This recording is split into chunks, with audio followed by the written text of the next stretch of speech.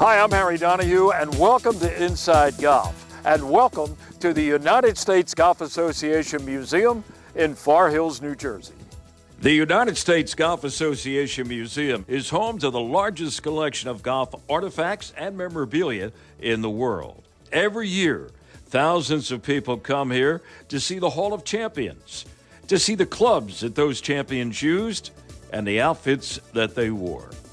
This venue is a bucket list item to visit for anyone that appreciates the game of golf. The 27th season of Inside Golf is presented by Destination Montco Golf. Your next golf getaway is in Valley Forge in Montgomery County, Pennsylvania. Visit valleyforge.org. By the First Tee Greater Philadelphia. The First Tee not only helps young men and women become better golfers, but most important, better people. Get involved. Visit firstteephiladelphia.org. By the Philadelphia Association of Golf Course Superintendents, a community of professionals enhancing the game of golf since 1925. Make sure you thank your golf course superintendent today. By the Golf Association of Philadelphia, GAP, celebrating amateur golf since 1897. And by Inside Golf's partner since 1998, the Philadelphia PGA Section, the experts in the game and business of golf. Golf is the great equalizer. For many, this journey is an escape from reality, a chance to be part of a team, a career opportunity. PGA Reach impacts lives through golf by lifting people up, giving them hope, and sending them down an alternate path that they never saw coming. With PGA Reach Philadelphia, as in life and in golf, the most important shot you take is the next one. Hi, Tony Salucci with the Beacon Group of Companies. If your company has between 50 and 500 employees enrolled in your health insurance plan, there's a really good chance we can reduce your costs significantly and increase the benefits employees receive. How do we do it? We put you together with several thousand employers of a similar size across the country, so your company can get amazing buying power. Schedule a conversation with one of our employee benefits specialists today at mybeacongroup.com.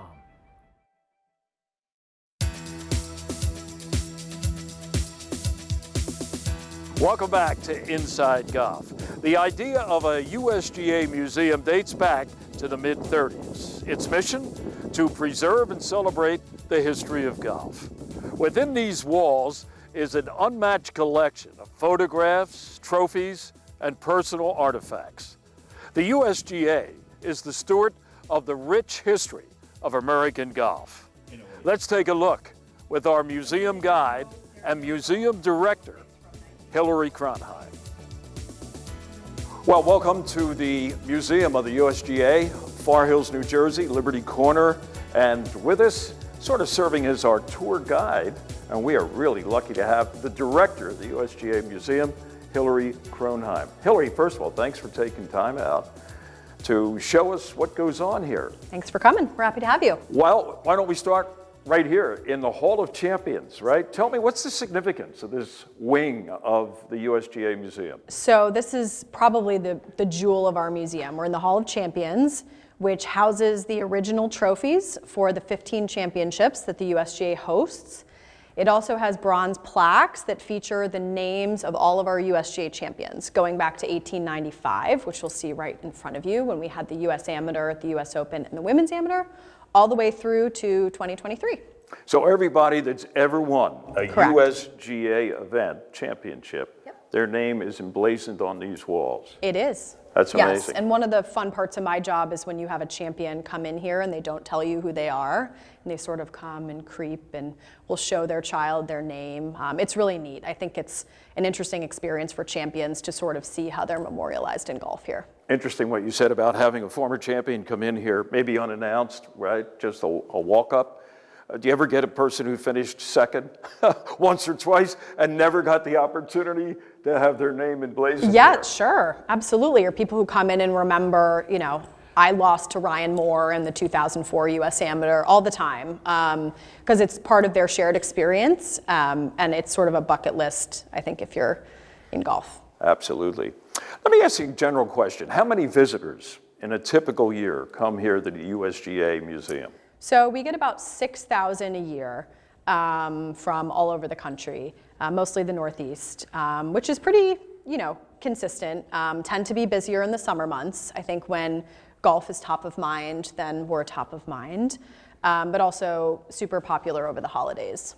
Right, and you do make arrangements if groups, for instance, like kids in school or something like that, or any type of group wants to come here, they can make plans with the USGA. Absolutely. And go through the whole process. Yep. I have a few historians on my staff who will lead group tours, and that's everyone from a group of, agronomists or members from a golf club to people who are just kind of interested in learning more about the history of the game.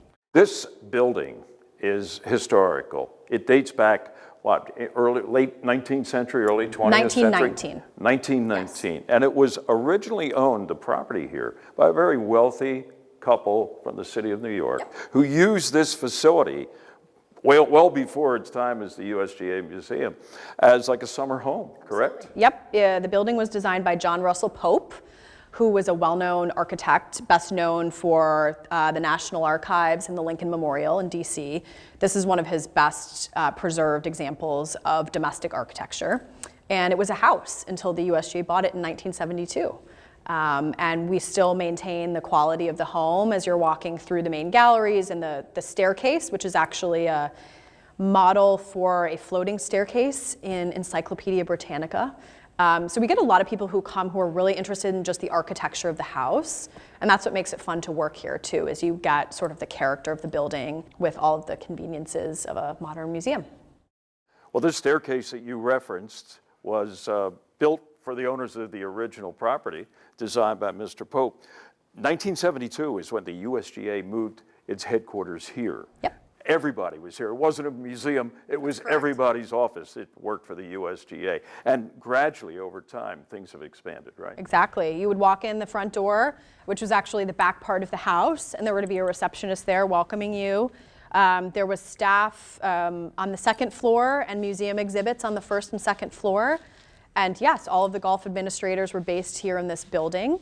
And in 1985, when the organization was continuing to expand, that's when we built the first iteration of what's now our administration building next door. And things continue to evolve with the USGA, as they do with every other company, corporation, whatever.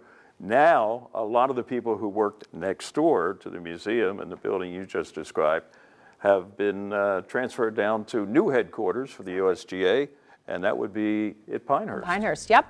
We opened in December 2023, our second headquarters in Pinehurst, the Mecca of American golf, as we say. So we have a team of about 70 based down there, and including our research and test center, which is relocated down there.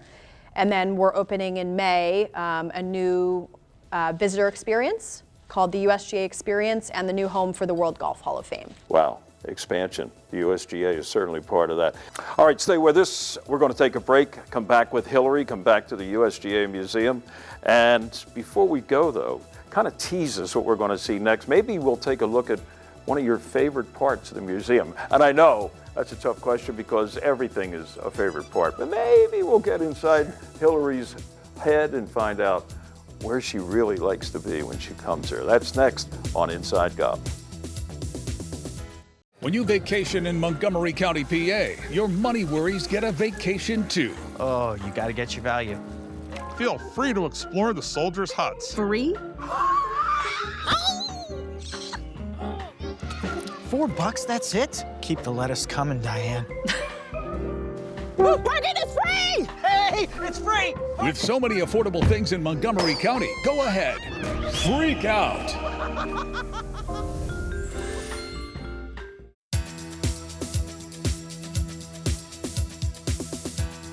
Welcome back to Inside Golf. Welcome back to the USGA Museum here in Far Hills, New Jersey, with the director and our personal tour guide. How lucky am I?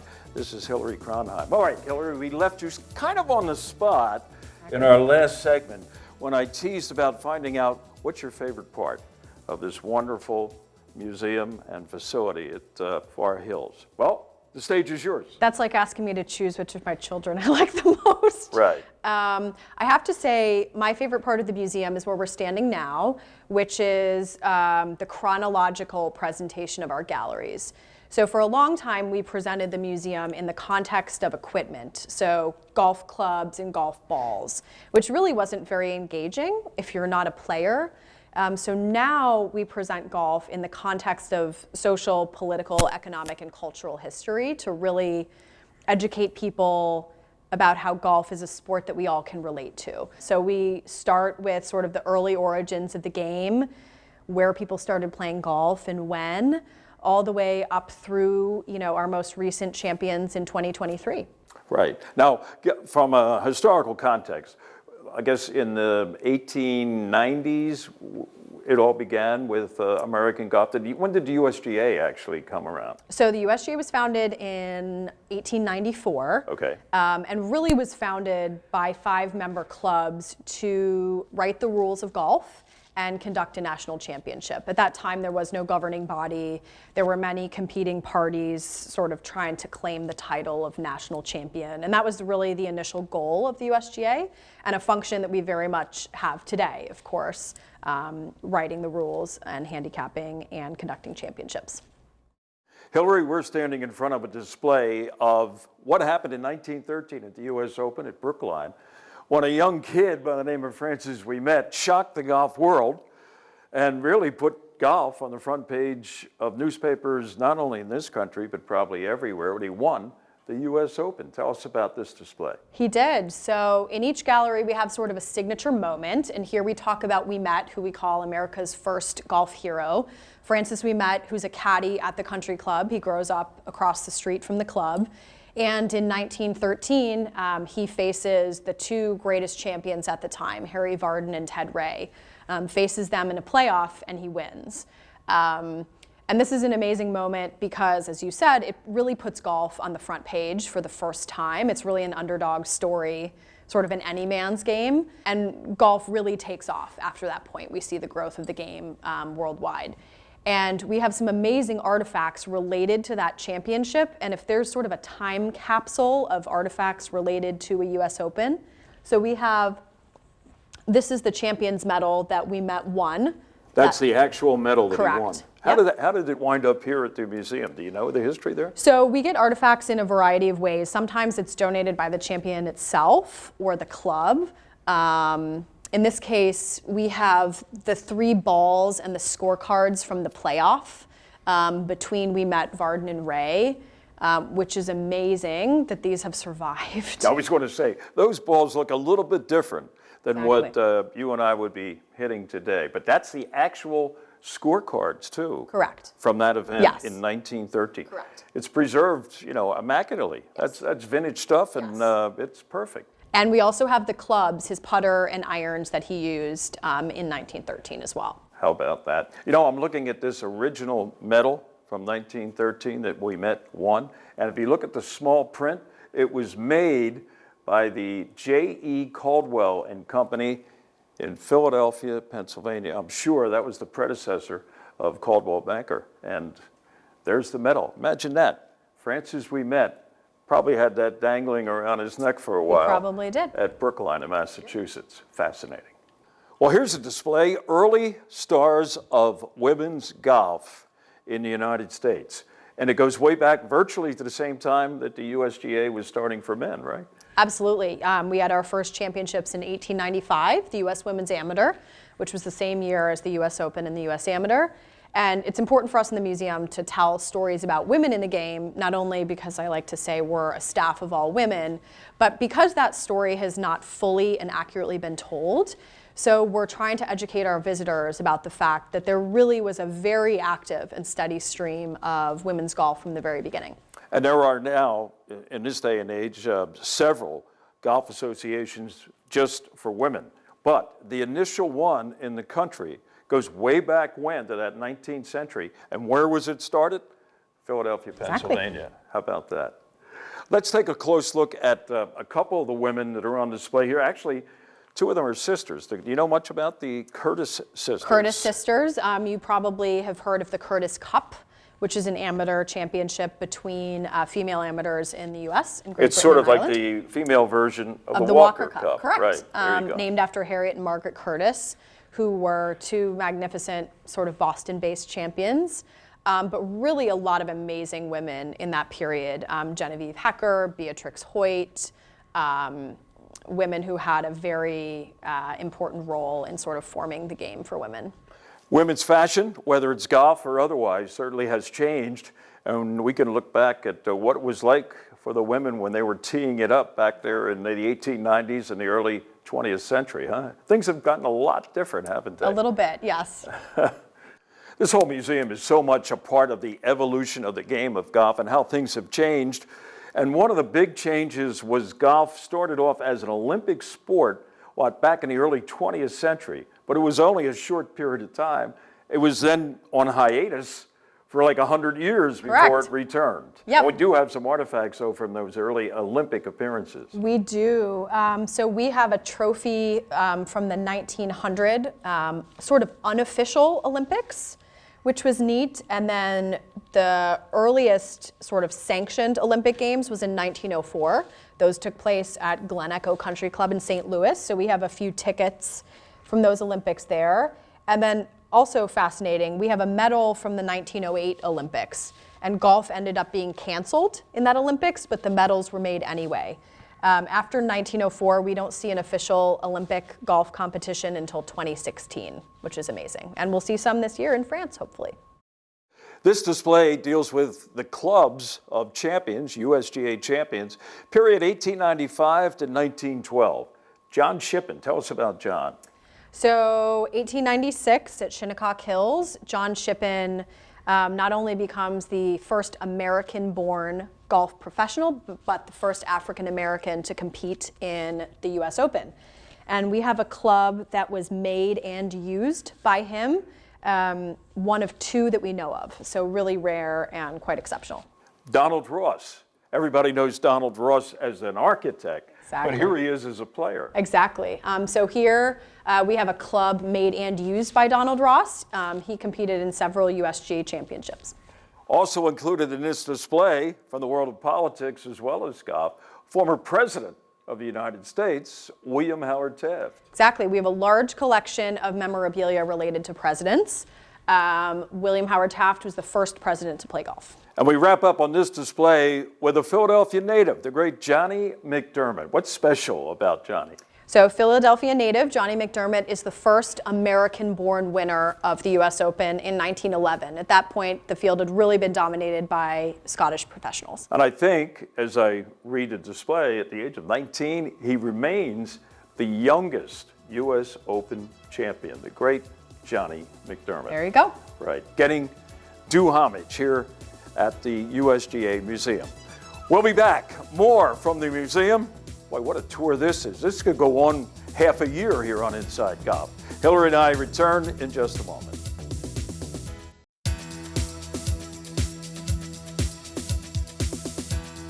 And welcome back. Inside Golf continues. We are in front of the members here at the Ross Grill at Lulu for a live edition, live, I guess, audience is what you want to call it, of Teed Off. And let's get right to our panelist here. Our good buddy, longtime panelist with Teed Off, that will be Joe Logan from myphillygolf.com. Our host here at Lulu, Lulu's #1 golf ambassador, Jim Sullivan. Thanks for having me, Harry. And Harry Mays is back. He's a major contributor to this show as well as the podcast Swinging and Digging. Good to have you. Glad to be here. I assume all you guys play winter golf to some degree or another. Recently, we did a show from the Shore Club in Wildwood with Tom Smith, the Atlantic Winter Golf League. He had like 50 guys. They meet regularly 20 times over the course of the winter for a weekly event at some course at the Jersey Shore. Now, my question is, what's the cutoff, weather-wise, temperature-wise, conditions-wise, for you guys to play in an event like that or at any event when it comes to winter golf? What is it? Do you have a number, temperature? Generally speaking, my number is 40 degrees, although if the forecast is that we'll climb above 40, I'm not opposed to teeing off when it's 38 or 39. 30, and the wind factors in too. And the wind factors. And I mean, where I grew up, hot golf was the bigger issue than cold golf. And so when I started getting dressed for golf up here, I looked like the Michelin tire boy with all kinds of layers. It can impede your ability Can to swing impede, the yeah, golf. a lot of things can impede my swing. But anyway, so now I've learned to layer a little better, and I've also learned to quit after 9 and go in and have a hot toddy. Really? And then go back out for the rest, or Well, you or never at know? least, you know. Depends on how you're hitting them that day. Right, exactly. All right. Sully, what's your cutoff? Yeah, no cutoff. I mean, I'd be lying if I said I played a lot of golf in freezing temperature, especially this time of life. But the great thing about golf is you can play at any time, and as long as you manage your expectations, there's no reason not to go out and play. If it's 25 degrees, if it's windy, that's not all that much fun when you're trying to fight for your life. But I do not have a floor. Now, don't ask the guys around here how much I've played this winter, because it's not been much. But I would play in any weather with the three of you anytime. In the snow, like snow flurries? That's not a problem? I mean, certainly not with snow on the ground. If it's snow flurries, that'd be fine. That'd remind me of college golf tournament days, but that wouldn't scare me off, just the snow flurries alone. Harry, you grew up in the Northeast. You've been in a lot of bad weather, I'm sure, to play golf, but now as you get a little bit older, do you have a cutoff? I also lived down south for about 7 years, which really changed me coming back. But I'm like Tony Dungy's Buccaneers from the early 2000s. They never won a game when it was 42 degrees or below. 42 degrees is my cutoff. Man, so we're going to start calling you Tony Dungy instead of Harry May. Mr. 42. Huh? Yeah, what's the most important piece of clothing for a winter golfer? What I mean, I know you get layered up and all that, but what's more important, covering up here or covering up here or covering up here? My head and my gloves. My daughter gave me those big cart mitts people wear. They're good. You have a hand warmer? So I have do you ever do that? Yeah, I mean, for me, it's like if it's 30 degrees, right? So you're wearing winter gloves and with a hand warmer between shots, get to your ball, take them off, hit the ball, and put them back on. If you're going without it and just hands in your pockets for the walks, your hands get really cold, and that makes it tough to enjoy. Yeah, the winter FootJoy gloves are a must, and a beanie. Yeah. Now, when we were down at the Shore Club recently, there were some guys, everybody was either walking or riding in a cart. Some of them had these covers on the cart. They had heaters in the cart. So you can zip her up, drive around, drive to your ball, go outside, you know what you're going to hit, jump back in. And the only time you really spend a lot of the time outside of that covered up, heated cart is when you're on the putting green, right? Or talking to the cart girl. Huh? Well, they don't have cart girls. Well, what are they going to serve out there? Hot chocolate? Yeah. Yeah. A frozen margarita. What are you talking about? But I mean, if you have any fear of claustrophobia or anything like that, you're not going to want to Harry one of those covered up heated golf carts. I mean, they're really close. Or you better like the guy you're driving with. Yeah, you got to like the guy. Right. Yeah. But have you ever used it? One of those? No, but I've seen them. They're custom made. They're not cheap.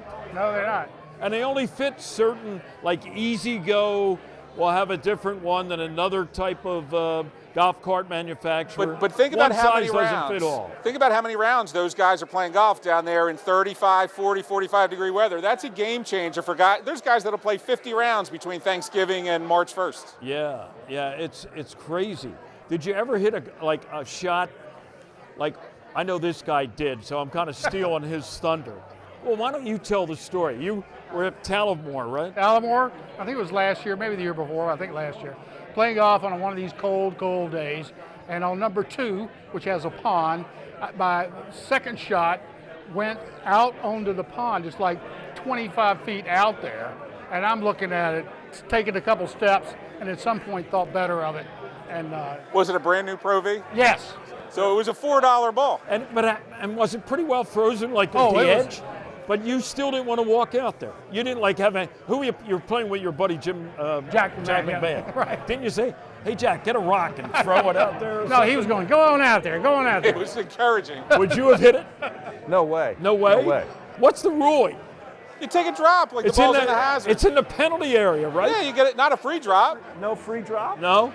No free drop. Your Oh, ball's well, in the that hazard. you may walk out. The second hole, maybe you go 2 down, get an early press. That's the best thing that could happen.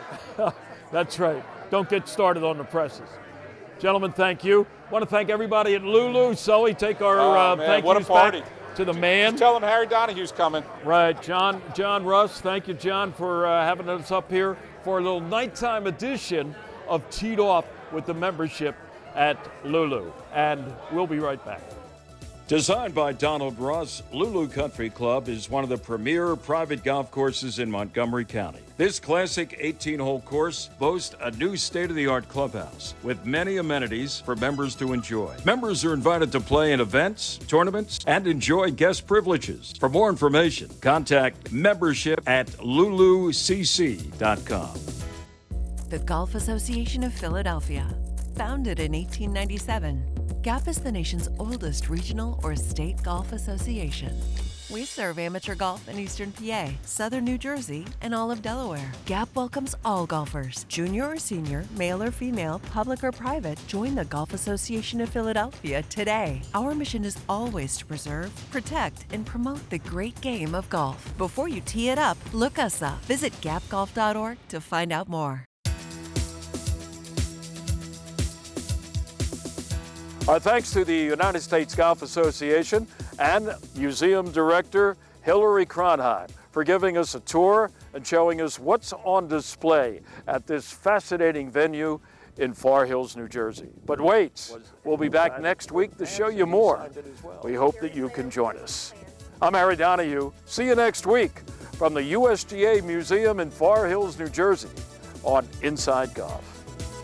The 27th season of Inside Golf is presented by Destination Monco Golf. Your next golf getaway is in Valley Forge in Montgomery County, Pennsylvania. Visit valleyforge.org. By the First Tee Greater Philadelphia. The First Tee not only helps young men and women become better golfers, but most important, better people. Get involved.